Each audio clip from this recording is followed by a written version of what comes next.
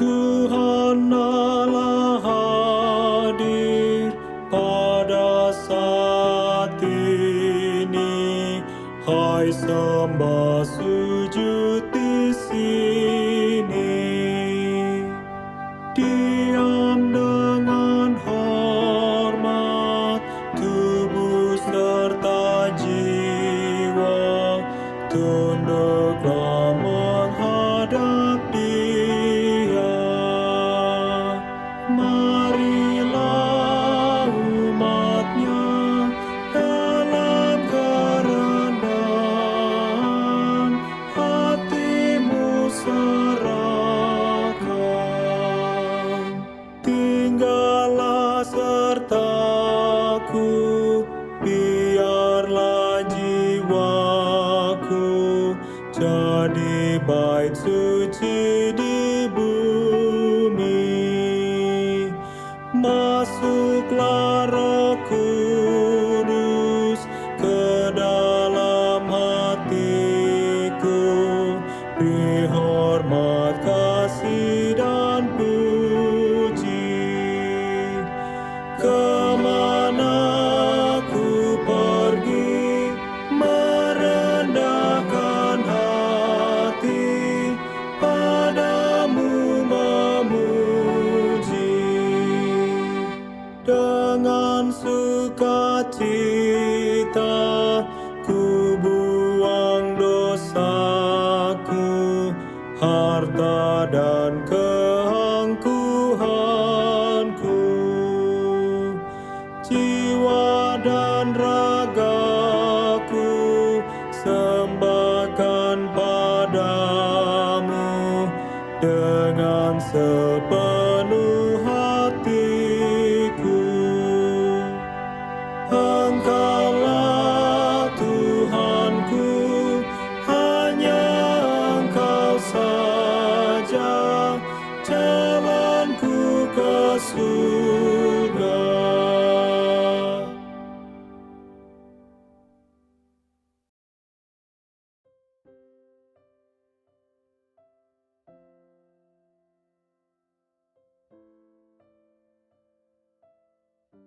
Shalom, salam damai, salam kasih, dan selamat bertemu lagi pada waktu ini.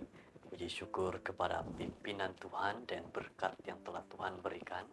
Kita bersama lagi pada waktu ini untuk sama-sama belajar dan merenungkan firman Tuhan. Mari kita teruskan dalam doa. Tuhan yang penuh kasih, kami berdoa, berkatilah kami waktu ini. Saat kami belajar firman-Mu ini, kami mengerti nasihat-Mu dengan baik. Kami tahu apa yang Tuhan ingin sampaikan dalam hidup kami masing-masing. Terima kasih dalam nama Yesus. Amin.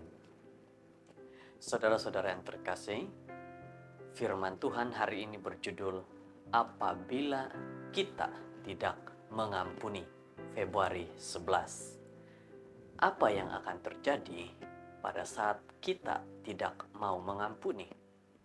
Apakah memiliki kesan yang sangat besar ataupun tidak ada apa-apa yang akan terjadi? Mari kita sama-sama perhatikan dan pelajari firman Tuhan hari ini. Ayat untuk kita sama-sama renungkan 2 Korintus 2 ayat 7. Sehingga kamu sebaliknya harus mengampuni dan menghibur dia supaya ia jangan binasa oleh kesedihan yang terlalu berat. Saudara-saudara, ayat yang begitu baik. Apa yang harus kita lakukan kalau kita perlu mengampuni? Satu kisah dan satu cerita yang akan kita sama-sama perhatikan, apa yang terjadi kepada seseorang yang tidak mau mengampuni. Seorang yang bernama Fred dibesarkan dengan sahabatnya Sam. Sam dianggap seperti abang yang tidak pernah ada dalam keluarga Fred. Mereka dibesarkan bersama-sama. Persahabatan rapat dan sejati ini berterusan hingga peringkat university. Walau bagaimanapun, apabila Sam bertemu dengan rekan sekerja muda dan jatuh cinta kepadanya, dia berhenti memberi perhatian kepada sahabatnya. Dan inilah yang terjadi kepada persahabatan antara Fred dan juga Sam. Ternyata teman wanita Sam tidak suka bahwa Sam ialah kawan kepada Fred. Keadaan ini sampai ke tahap yang buruk. Ketika Sam dan tunangnya berkawin, mereka tidak menjemput Fred ke majelis perkawinan. Mereka bahkan tidak memberitahu Fred tentang perkawinan mereka. Nah, saudara-saudara, ini sepertinya ada sesuatu yang tidak baik dalam cerita ini. Apa yang terjadi kepada Fred dan juga Sam ini? Fred tidak dapat memahami keadaan ini. Dalam pikirannya dan hatinya, dia menyimpan perasaan permusuhan, benci, dan menyampah terhadap sahabat lamanya. Sehingga dia menyimpan perasaan ini selama bertahun-tahun, walaupun selepas dia berkawin. Kalau kita lihat, ini satu hal yang tidak baik. Tidak baik untuk diri, tidak baik untuk sahabat. Dan apa yang harus dilakukan? Beberapa tahun kemudian, dia menggambarkan keadaannya dengan berkata, menahan dendam adalah seperti meminum racun dan menunggu orang lain mati akibat keracunan. Saudara-saudara, kalau betul seperti ini yang terjadi memang tidak baik.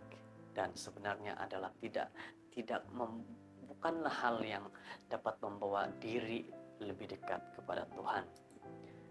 Kemarahan terhadap Sam dan istri Sam begitu kuat sehingga suatu hari istrinya memberitahu, Fred, saya sayang awak, tetapi saya tidak suka perubahan yang kamu alami karena kebencian kamu terhadap Sam. Istrinya menegur, karena mungkin Fred ini sudah keterlaluan, terlebih kebenciannya. Ini menghasilkan reaksi yang kuat sehingga dia memutuskan untuk memaafkan mereka. Dia melupakan rasa geram, rasa benci, dan rasa menyampahnya itu. Saudara-saudara, setelah ditegur akhirnya dia dapat memaafkan. Akhirnya dia memilih untuk memaafkan kawannya. Fred sangat bersyukur dengan pengalaman ini sehingga dia menyalurkan pengalamannya dalam ijazah bidang psikologi dengan kepakaran dalam pengajian pengampunan. Wah, ini satu keadaan yang sangat baik kepada diri Fred. Hari ini dia adalah Dr. Fred Luskin, pengarah program pengampunan di University Stanford. Di samping banyak kajian penyelidikannya mengenai topik ini, Luskin juga membantu ramai orang memaafkan dan berdamai dengan orang lain sebagai contoh pengantara yang dilakukan antara mangsa dan pengganas di Irlandia Utara. Jadi, daripada kisah yang tidak baik menjadi satu kisah yang begitu positif sehingga Fred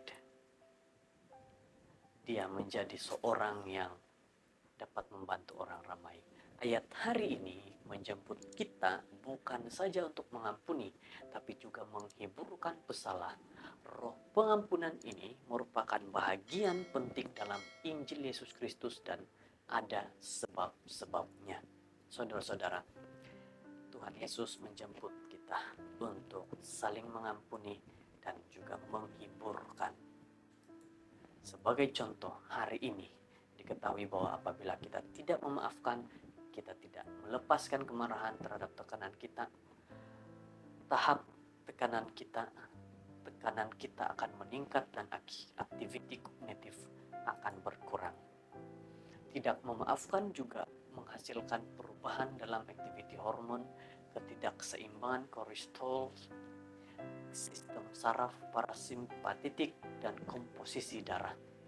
Memberi pengampunan meningkatkan kesehatan dan kesejahteraan kita dan menurunkan tekanan darah. Saudara-saudara, mari kita pikirkan baik-baik mana yang lebih bagus. Kita memaafkan ataupun kita tidak memaafkan, menyimpan dendam. Yang mana saudara-saudara akan pilih? Letakkan diri Anda hari ini di tangan Tuhan, supaya Dia dapat memberi Anda kasih karunia untuk mengampuni dalam dan luar keluarga Anda. Anda akan menerima berkat yang tidak terkira banyaknya, dan yang paling penting, Tuhan juga akan mengampuni Anda sesuai dengan janji Yesus. Matius 6 ayat 14.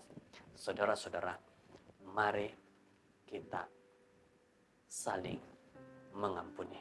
Kiranya Tuhan memberkati. Mari berdoa. Tuhan, terima kasih atas berkat-Mu, penyertaan-Mu. Ajar kami untuk saling mengampuni. Terima kasih ajakan-Mu ini Tuhan. Dalam nama Yesus. Amin.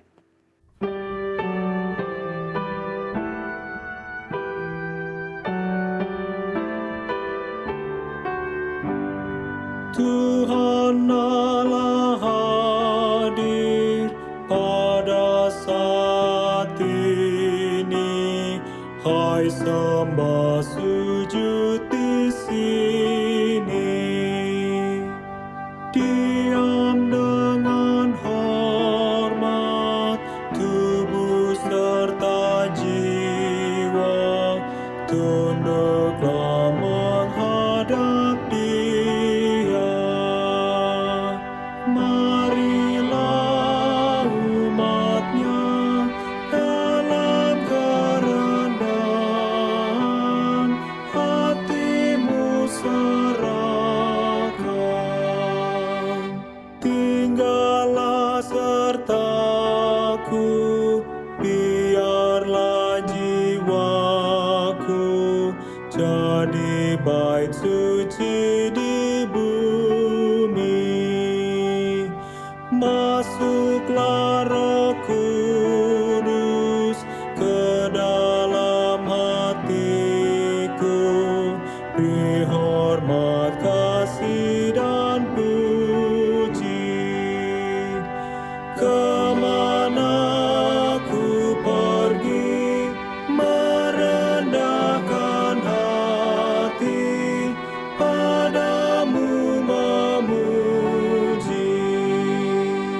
Dengan sukacita ku buang dosaku, harta dan keangkuhanku. Jiwa dan ragaku sembahkan padamu dengan sepenuh